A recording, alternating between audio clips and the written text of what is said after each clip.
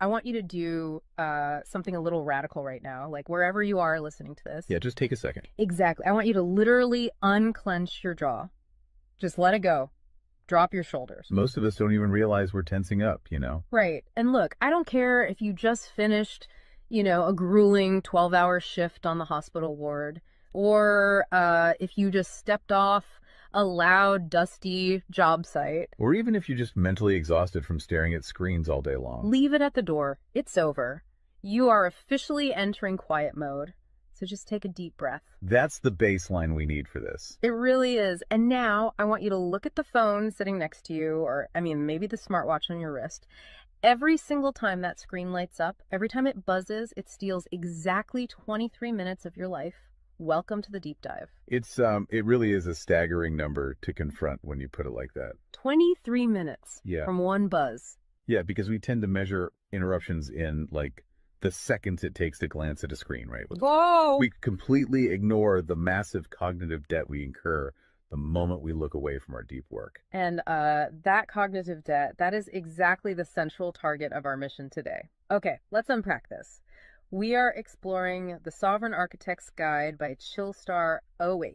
Specifically, episode 6, which is titled Deep Work Dynamo, How to Finish Your Week in 4 Hours. Right. And if you remember in our last deep dive, we talked about installing the drawing those boundaries and reclaiming your personal space. But clearing the space is just step one. It actually reveals a much deeper, much more intimidating problem. Yeah, the void. What are we actually supposed to be building in that silence we just fought for? Because if we don't have a blueprint, the noise of the world is just going to rush right back in to fill it. Oh, for sure. We have this natural horror of a vacuum. The second our schedule opens up even slightly, our instinct is to pack it with activity. We just have to be doing something constantly. Exactly. We are culturally conditioned to equate motion with progress. Yeah.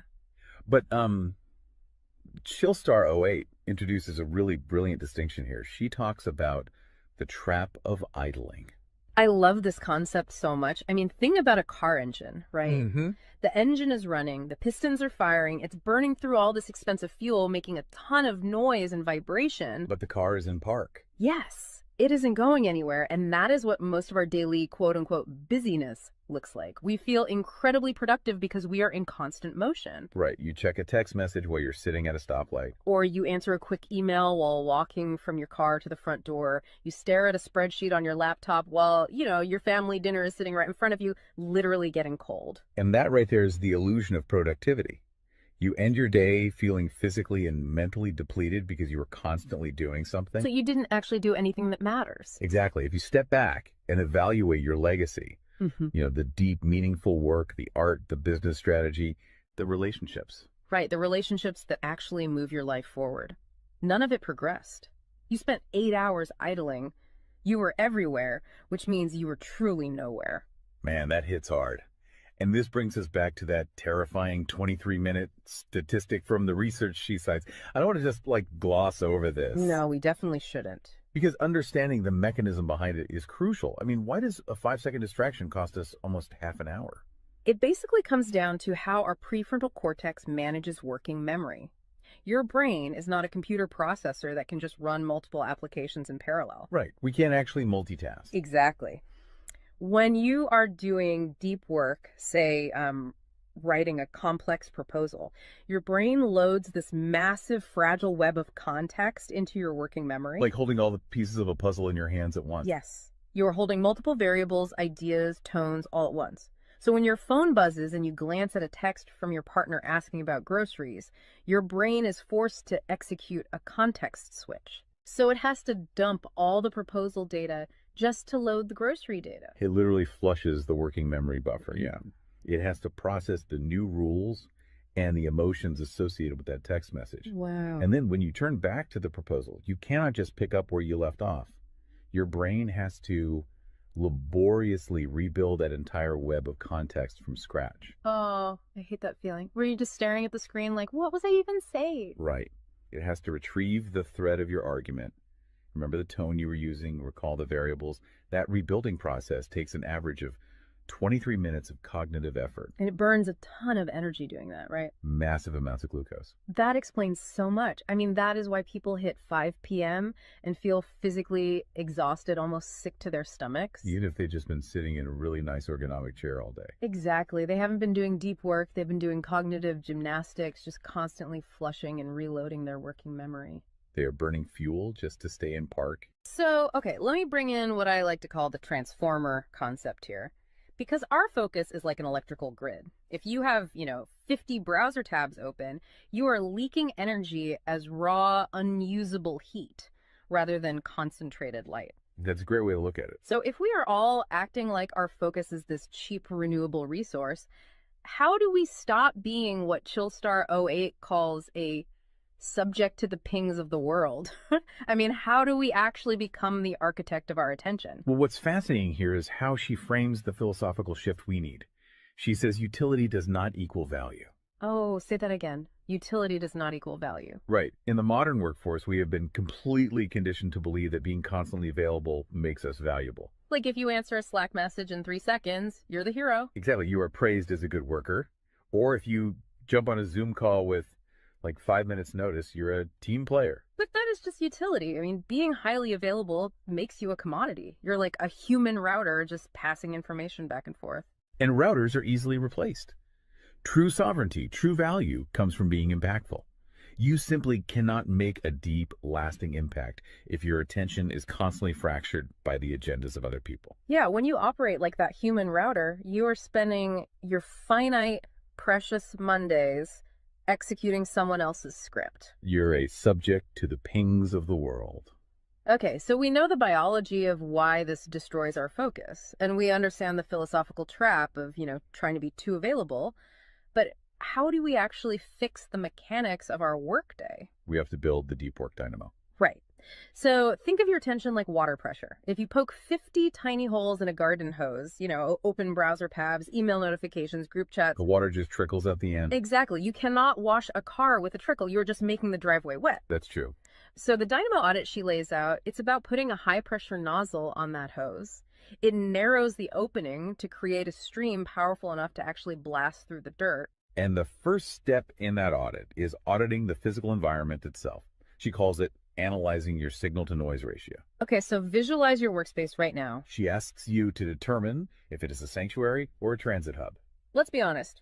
Most of us are operating in transit hubs. A transit hub is a place of constant arrival and departure. People walking by, announcements over the loudspeaker, just a blur of motion. Yeah, and you can't build a legacy in a train station. But we need to push past the basic phones are distracting advice, right? Because our listeners already know that. Oh, absolutely. Chillstar '08's rule is much more brutal than that.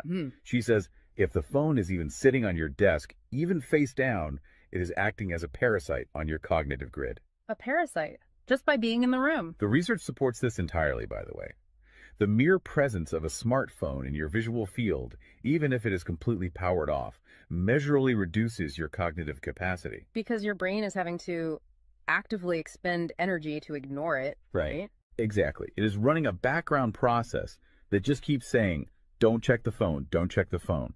That is energy being actively stolen from your primary task. So sovereignty literally begins the moment you physically remove the device from the room, put it in a drawer down the hall. Close the door.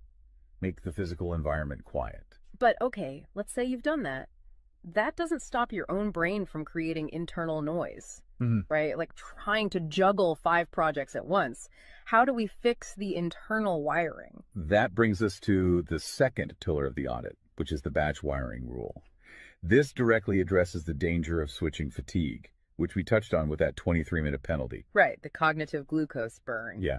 When we attempt to multitask, like writing a creative brief, then pausing to check inventory levels, then answering 3 customer service emails. And then trying to go back to the brief. Right. We are grinding our mental gears to dust. We are switching between entirely different cognitive states. Because creative writing uses a completely different part of the brain than calculating inventory, obviously. They require entirely different operating frequencies. So the batch wiring rule dictates that you must group similar tasks together based on their cognitive load. Okay. And you do not switch the current until that specific type of work is completely done. You do all your deep analytical thinking in one high voltage And burst. then you save all your reactive administrative stuff for a separate lower voltage block later in the day. Precisely. It's all about staying in one gear. Like if you are driving up a really steep hill, you don't constantly shift between first gear and fifth gear. You lock into the gear that provides the right torque and you just ride it out. That's a perfect analogy. But okay, here's where it gets really interesting. This leads to the third pillar of the audit, and this is where I actually need to seriously push back on the source material a bit. She calls this the zero access window. Ah, yes.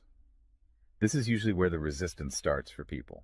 Because it sounds impossible for a normal person. She says you cannot just plan to be focused, right? You have to legally schedule it. You have to lock in one sovereign hour. Yeah, 1 hour where you are legally dead to the outside world. No boss, no family, no, hey, do you have a second for a quick question? Just you and the blueprint. It's extreme, yes. But let's do a reality check here. I mean, I see how that works for a solo digital entrepreneur or a freelance writer, but what about someone whose literal job description is to be available? Right, like an IT support specialist. Or a floor manager, or a nurse on a ward, or even, a parent at home with a toddler. How do they justify just vanishing? It feels like this advice only applies to a very specific, privileged type of worker. That is the most common and, frankly, the most valid hurdle to this entire system. But we really have to look at how the principle scales, and we have to look at the internal psychology of the worker. Okay, walk me through that. First, let's address the context of Chillstar '08's own life. She is not some solitary monk living on a mountain. She is a wife, a mother, and a grandmother. Oh, wow. Okay. Yeah, and she runs a luxury travel agency and a digital marketing business. Her entire professional and personal life is built around communication and client management.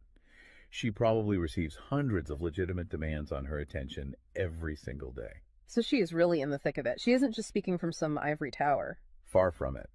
She implements the zero access window because of those demands, not in spite of them. Now, for the IT manager or the nurse, obviously, you cannot vanish while on active duty if your role is acute response. Right. You can't ignore a burning server or a patient monitor. Exactly. But the principle applies to the deep work surrounding the active duty, the scheduling, the charting, the strategic planning. Even in highly reactive jobs, there is legacy work that gets pushed to the margins. That makes sense. And the challenge isn't just logistical, it is deeply psychological. It's the internal guilt, isn't it? Yes, exactly. People feel like bad employees or bad parents or bad partners when they set a hard boundary. Yeah. We tie our entire self-worth to our responsiveness. We think, if I am not instantly available, I am failing them. Man, that is so true. We feel guilty for taking an hour to ourselves. But setting a zero access window is not about neglecting your family or your team. It is about condensing your high level work into massive, high impact bursts of energy so that you can actually be present later. Wow. Okay. Consider the alternative.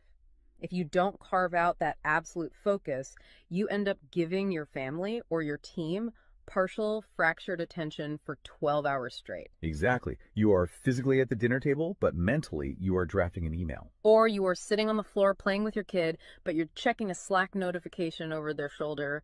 You are trading constant low quality availability for scheduled high quality presence. It is entirely about communicating boundaries to protect the quality of the time you do give people. You tell your team, look, I am going offline for 60 minutes to finish this crucial report. If the servers literally catch fire, call this specific emergency number. Otherwise, I will address all questions at 11:00 a.m. Right. You aren't vanishing to hide. You are vanishing to get the work done efficiently so you can actually live your life. Which brings us to the ultimate why behind this entire system. Because once you fight through that guilt, once you build this 4-hour fortress, you have to know what it is all for. It's not just about becoming a hyper-efficient robot. No, because if you use these tools just to do more of your boss's busy work or to take on 3 more stressful projects, you have entirely missed the point. You are just speeding up the treadmill. If we connect this to the bigger picture, the destination we are driving toward is a concept she calls passive magnetism. Okay, break down passive magnetism for us, because it sounds a bit abstract. Think of it as the gravity your work generates when it is undeniably good. Most people operate with active desperation. They are loudly networking, constantly posting, aggressively chasing clients or promotions. Just relying on sheer volume to get noticed. Right. Passive magnetism is the exact opposite. It is the ability to attract results, clients, wealth, legacy, or respect through the undeniable quality of your deep work. Because you actually took the time to build something substantial rather than just talking about building it. Yes, when you engage the deep work dynamo, you produce work so concentrated and so valuable that it acts as a magnet. You don't have to chase the market comes to you. And the ultimate prize of achieving that passive magnetism isn't just more work. The prize is time. Time is the ultimate currency. The dream of the sovereign architect is to finish an entire week's worth of business output in just 4 hours.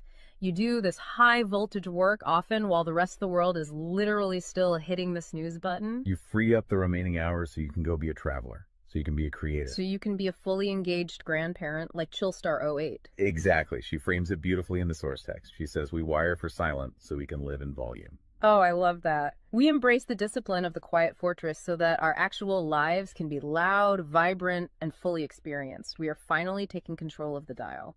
But, making that shift from a frantic, reactive employee to a calm, sovereign creator requires a massive shift in identity. You have to tune your mind before you sit down to do the work. It is really difficult to just sit down at a desk and instantly command your brain to perform deep work, right? Especially if you've spent the last hour navigating traffic and listening to the news. You need a transition ritual to cross that threshold. And Chillstar 08 provides something for this transition called the Chillstar's Creed. It is designed to be a grounding frequency. It really centers you. Yeah, so I want you, the listener, to use this. I want you to imagine a slow, steady heartbeat in the background. Just a deep, resonant 528 hertz frequency. Just let the frequency of these words settle into your mind before you initiate your deep work. Ready? Take it in. I am grounded in peace. I am reaching for my stars. My light is my own. I am a star and I will shine bright. I will reach for the sky. I release what was. I embrace what is becoming. Using a creed like that is just such a powerful behavioral trigger. It really shifts your state. When you speak those words, even just internally, you are consciously reminding yourself that your light, your focus, your energy is your own. It does not belong to your inbox. This does not belong to the algorithm. Right. You are releasing the frantic energy of the morning and embracing the sovereign focus of the architect. So we always want to translate this high-level theory into ground-level reality for you. We don't want you to just listen to this and go right back to idling. Definitely not. Here's your 1% install. This is your micro win to take action on this deep dive immediately.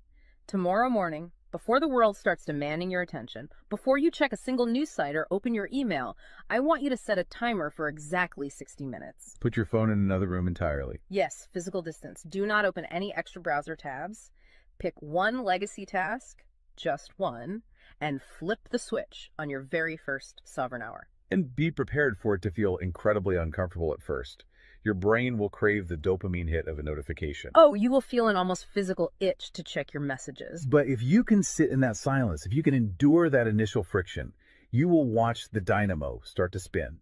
You will enter that flow state, and the old blueprints of hustling and grinding will be completely burned away. And look, if you want the actual templates to automate this piece, the specific tools and step-by-step guides to build the system out completely and protect your location-independent freedom, you can join the Sovereign Fortress on the Chillstar 08 school community. All the blueprints are there waiting for you. They really are. As we wrap up this deep dive, I want to leave you with one final thought to explore on your own. We have spent this entire session talking about the mechanics of work. We've talked about condensing your week's output into just 4 hours of pure, undistracted focus. But if you actually achieve that, you're going to be faced with a beautiful, kind of terrifying question. What's that? Who are you going to become in the remaining 164 hours of your week? What if your true legacy has absolutely nothing to do with what you produce while you are busy, but entirely to do with who you are when you are finally completely silent? Wow. Unclench that jaw. Drop those shoulders. Step into the quiet. Go be great and flip the switch. We'll see you on the next deep dive.